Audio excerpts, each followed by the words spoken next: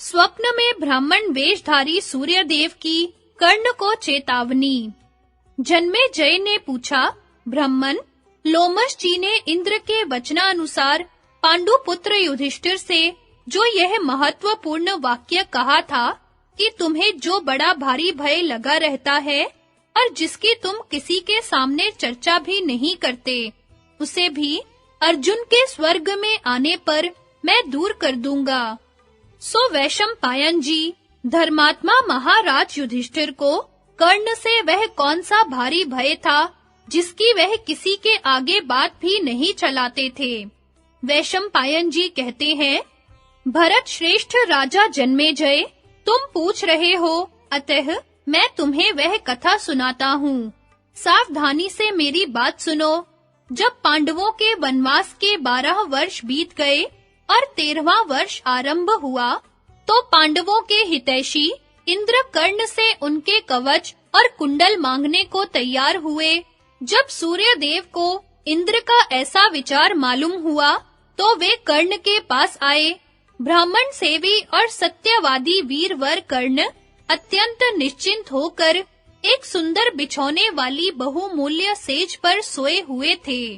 सूर्यदेव पुत्र स्नेहवश अत्यंत दयाद्र होकर वेदवेता ब्राह्मण के रूप में स्वप्नावस्था में उनके सामने आए और इस प्रकार कहने लगे, सत्यवादियों में श्रेष्ठ महाबाहु कर्ण, मैं स्नेहवश तुम्हारे परम हित की बात कहता हूँ, उस पर ध्यान दो। देखो, पांडवों का हित करने की इच्छा से देवराज इंद्र ब्राह्मण के रूप में तुम्हारे पास कवच और कुंडल मांगने के लिए आएंगे।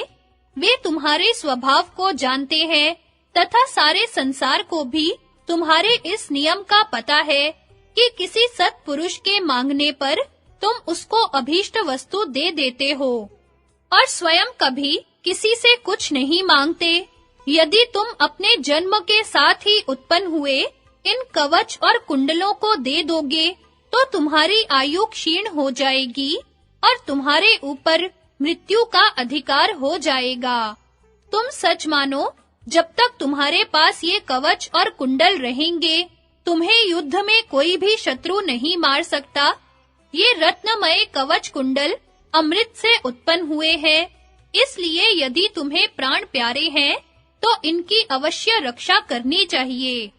कर्ण ने पूछा, भगवन, आप मेरे प्रति अत्यंत स्नेह दिखाते हुए मुझे उपदेश कर रहे हैं। यदि इच्छा हो तो बताइए, इस ब्राह्मण वेश में आप कौन हैं? ब्राह्मण ने कहा, हे तात, मैं सूर्य हूँ। मैं स्नेहवश ही तुम्हें ऐसी सम्मति दे रहा हूँ। तुम मेरी बात मानकर ऐसा ही करो, इसी में तुम्हारा विशेष कल्याण है। कर्ण बोले, जब स्वयं भगवान भास्कर ही मुझे मेरे हित की इच्छा से उपदेश कर रहे हैं, तो मेरा परम कल्याण तो निश्चित ही है। किंतु आप मेरी यह प्रार्थना सुनने की कृपा करें। आप वरदायक देव हैं। आपको प्रसन्न रखते हुए मैं प्रेम पूर्वक यह निवेदन करना चाहता हूँ कि यदि आप मुझे प्यार करते हैं, तो इस व्रत से मुझे विचलित न करें। सूर्यदेव, संसार में मेरे इस व्रत को सभी लोग जानते हैं कि मैं श्रेष्ठ ब्राह्मणों के मांगने पर अपने प्राण भी अवश्य दान कर सकता हूँ। यदि देव श्रेष्ठ इंद्र पांडवों के हित के लिए ब्राह्मण का वेश धारण कर मेरे पास भिक्षा मांगने के लिए आएंगे, तो मैं उन्हें अपने ये दिव्य कवच और कुंडल अवश्य दे दूंगा। इससे तीनों लोकों में जो मेरा नाम हो रहा है, उसे बट्टा नहीं लगेगा। मेरे जैसे लोगों को यश की ही रक्षा करनी चाहिए, प्राणों की नहीं। संसार में यशस्वी होकर ही मरना चाहिए। सूर्य ने कहा, कर्ण, तुम देवताओं की गुप्त बातें नहीं जान सकते, इसलिए इसमें जो रहस्य है वह मैं तुम्हें नहीं बताना चाहता। समय आने पर तुम्हें वह स्वयं ही मालूम हो जाएगा। किंतु मैं तुमसे फिर भी कहता हूँ कि तुम मांगने पर भी इंद्र को अपने कुंडल मत देना, क्योंकि इन कुंडलों से युक्त रहने पर तो अर्जुन और उसका सखा स्वयं इंद्र भी तुम्हें युद्ध में परास्त करने में समर्थ नहीं है। इसलिए यदि तुम अर्जुन को जीतना चाहते हो तो ये दिव्य कुंडल इंद्र को कदापि मत देना। कर्ण ने कहा, सूर्यदेव, आपके प्रति मेरी जैसी भक्ति है वह आप जानते ही हैं, तथा यह बात भी आपसे छिपी नहीं कि मेरे लिए अदेय कुछ भी नहीं है। भगवन, आपके प्रति मेरा जैसा अनुराग है वैसा प्रेम तो स्त्री, पुत्र, शरीर और सुहृदों के प्रति भी नहीं है। इसमें भी संदेह नहीं है कि महानुभावों का अपने भक्तों पर अनुराग रहा ही करता है। अतः इस नाते से आप जो मेरे हित की बात कह रहे हैं उसके लिए मैं आपको सिर झुकाता हूँ और आपको प्रसन्न रखते हुए बार-बार यही प्रार्थना करता हूँ कि आप मेरा अपराध क्षमा करें तथा मेरे इस व्रत का अनुमोदन करें, जिससे कि याचना करने पर मैं इंद्र को अपने प्राण भी दान कर सकूं। सूर्य बोले, अच्छा, यदि तुम अपने ये दिव्य कवच और कुंडल दो ही, तो अपनी विजय के लिए उनसे यह प्रार्थना करना कि देवराज, आप मुझे अपने शत्रुओं का संहार करने वाली अमोघ शक्ति दीजिए, तब मैं आपको कवच और कुंडल दूंगा। महाबाहो इंद्र की वह शक्ति बड़ी प्रबल है। जब तक वह सैकड़ों हजारों शत्रुओं का संहार नहीं कर लेती, तब तक छोड़ने वाले के हाथ में लौटकर नहीं आती। ऐसा कहकर भगवान सूर्य अंतर्धान हो गए। दूसरे दिन जब समाप्त करने के अनंतर कर्ण ने वे सब बातें सूर्य नारायण से कही। उन्हें सुनकर भगवान भास्कर ने मुस्कुराकर कहा, यह कोरा स्वप्न ही नहीं है, सब सच्ची घटना है। तब कर्ण भी उन बातों को ठीक समझकर शक्ति पाने की इच्छा से इंद्र की प्रतीक्षा करने लगे। कर्ण की जन्म कथा, कुंती की ब्राह्मण सेवा और वर प्राप्ति। जन्मेजय ने पूछा, मुनिवर, सूर्यदेव ने जो गुह्य बात कर्ण को नहीं बताई वह क्या थी, तथा कर्ण के पास जो कवच और कुंडल थे वे कैसे थे और उसे कहां से प्राप्त हुए थे? तपोधन, ये सब बातें मैं सुनना चाहता हूँ, कृपया वर्णन कीजिए। वैशंपायन जी बोले, राजन, मैं तुम्हें वह सूर्यदेव की गुह्य बात बताता हूँ और यह भी सुनाता हूँ कि वे कवच और कुंडल कैसे थे। पुरानी बात है, एक बार राजा कुंती भोज के पास एक महान तेजस्वी ब्राह्मण आया। उसका शरीर बहुत ऊंचा था तथा मूंछ दाढ़ी और सिर के बाल बढ़े हुए थे। वह बड़ा ही दर्शनीय और भव्य मूर्ति था तथा हाथ में दंड लिए हुए था। उसका शरीर तेज से चमक रहा था और मधु के समान पिंगल वर्ण था। वाणी मधुर थी तथा तप और स्वाध्याय ही उसके आभूषण थे। उन ब्राह्मण देवता ने राजा से कहा, राजन, मैं आपके घर भिक्षा मांगने के लिए आया हूँ, किंतु आपको या आपके सेवकों को मेरा कोई अपराध नहीं करना होगा।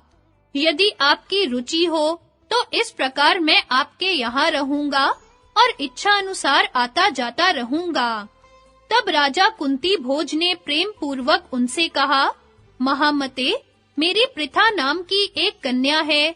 वह बड़ी सुशीला, सदाचारिणी, संयमशीला और भक्तिमती है। वह पूजा और सत्कार पूर्वक आपकी सेवा किया करेगी। उसके शील सदाचार से आपको अवश्य संतोष होगा। ऐसा कहकर राजा ने विधिवत ब्राह्मण देवता का सत्कार किया और विशाल नयना पृथा के पास जाकर कहा, बेटी, ये महाभाग ब्राह्मण देवता हमारे यहाँ ठहरना चाहते हैं और मैंने तुझ पर भरोसा रखकर इनकी बात स्वीकार कर ली है। अतः किसी भी प्रकार मेरी बात को झूठी मत होने देना। ये जो कुछ मांगे वह चीज बिना अनखाए देती रहना। ब्राह्मण परम तेजो रूप और परम तपह स्वरूप होता है।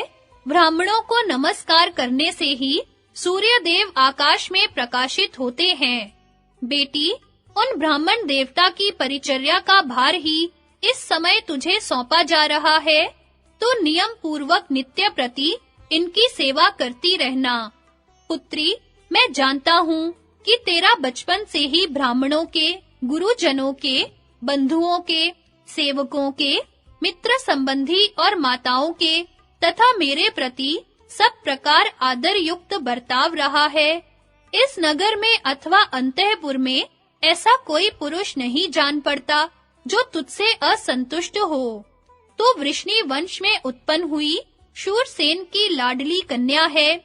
तुझे बचपन में ही प्रीति पूर्वक राजा शूरसेन ने मुझे दत्तक रूप से दे दिया था। तू वसुदेव जी की बहन है और मेरी संतानों में सर्वश्रेष्ठ है। राजा शूरसेन ने ऐसी प्रतिज्ञा की थी कि अपनी प्रथम संतान मैं आपको दूंगा। उस प्रतिज्ञा के अनुसार ही उनके देने से तू मेरी पुत्री हुई। सो बेटी, यदि तू दर्प, दंभ और अभिमान को छोड़कर इन वरदायक ब्राह्मण देवता की सेवा करेगी तो अवश्य कल्याण प्राप्त करेगी। इस पर कुंती ने कहा, राजन, आपकी प्रतिज्ञा के अनुसार मैं बहुत सावधान रहकर इन ब्राह्मण देवता की सेवा करूंगी। ब्राह्मणों की पूजा करना तो मेरा स्वभाव ही है। इससे आपका प्रिय और मेरा परम कल्याण होगा। ये चाहे सायंकाल में आवे, चाहे सवेरे आवे, चाहे रात में आवे और चाहे आधी रात के समय आवे, मैं इन्हें किसी प्रकार कुपित होने का अवसर नहीं दूंगी। राजन, इसमें तो मेरा बड़ा लाभ है कि आपकी आज्ञा में रहकर ब्राह्मणों की सेवा करते हुए अपना कल्याण करूं। कुंती के ऐसा कहने पर राजा कुंती भोज ने उसे बार-बार हृदय से लगाया और उसे उत्साहित करते हुए उसका सारा कर्तव्य समझा दिया। राजा ने कहा, ठीक है कल्याणी, तुझे निशंक होकर ऐसा ही करना चाहिए।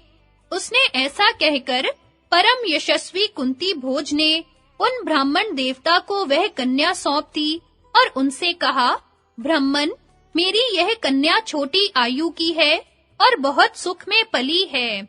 यदि इससे कोई अपराध हो जाए तो आप उस पर ध्यान न दे। महाभाग ब्राह्मण लोग वृद्ध, बालक और तपस्वियों के तो अपराध करने पर भी प्राय क्रोध नहीं करते।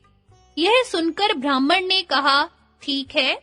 इसके पश्चात राजा ने प्रसन्न होकर उन्हें हंस और चंद्रमा के समान श्वेत प्रासाद में ले जाकर रखा।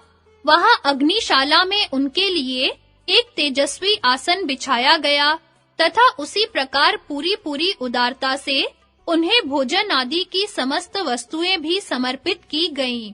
राजपुत्री पृथा भी आलस्य और अभिमान को एक ओर रखकर उनकी परिचर्या में दत्तचित्त होकर लग गई। उसका आचरण बड़ा सराहनीय था। उसने शुद्ध मन से सेवा करके उन तपस्वी ब्राह्मण को पूर्णतया प्रसन्न कर लिया।